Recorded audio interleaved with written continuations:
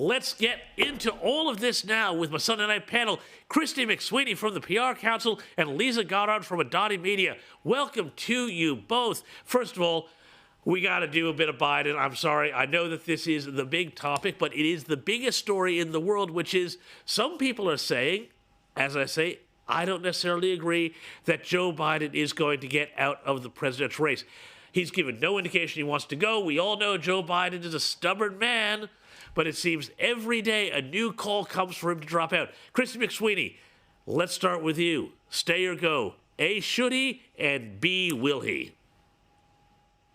Well, I think, yes, he should. That's become evident. And, of course, it's become increasingly evident that there has been significant cover-up about his physical state of decline, if not mental state of decline, for some time, which has been now exposed for the international media to see on that debate stage and followed up for the international media to see again at the so-called big boy press conference at NATO. But the language being used is so peculiar right now.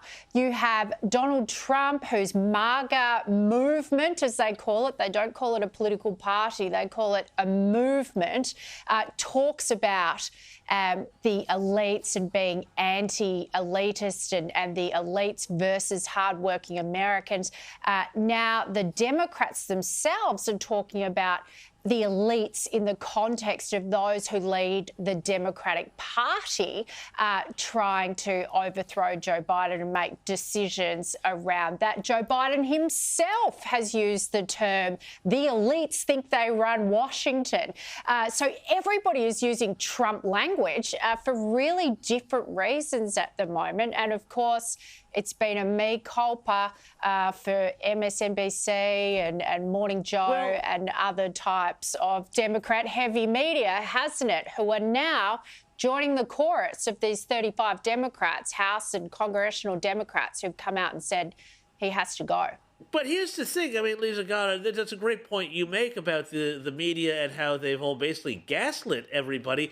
But, you know, these are the same people who literally a month ago were saying that when shows like My U.S. Report and, you know, people on other networks showed clips of Joe Biden, you know, stumbling, missing words, forgetting people's names in press conferences, confusing, you know, Mexico with Egypt as he did during that other press conference when he was trying to prove that he was not suffering from dementia, as the Robert Hur report into his classified documents suggested.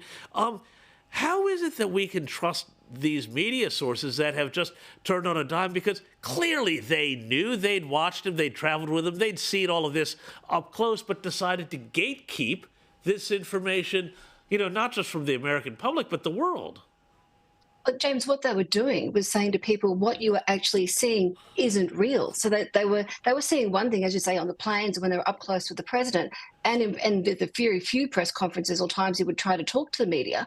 But to the public, they were saying, well, what you're seeing isn't true. You're not what's being said on the other side. Don't believe it. It's all lies. And it all caught up with them. So, you know, you got to the debate and there was no denying the fact that his mental cognitive ability just isn't there where it should be. And from that point on, it's just been a disaster for them. And look, it's as awful as it is of the assassination attempt on Trump. This has played out for him now, where you've actually got the Republican Party, as you know, rallied around him, and it's made it even worse for the Democrats now. So, you know, you've got to the point where you've got climate activists outside of the White House actually protesting and saying that Biden needs to stand down. As a Democrat, you have to say, well, we have a real problem here.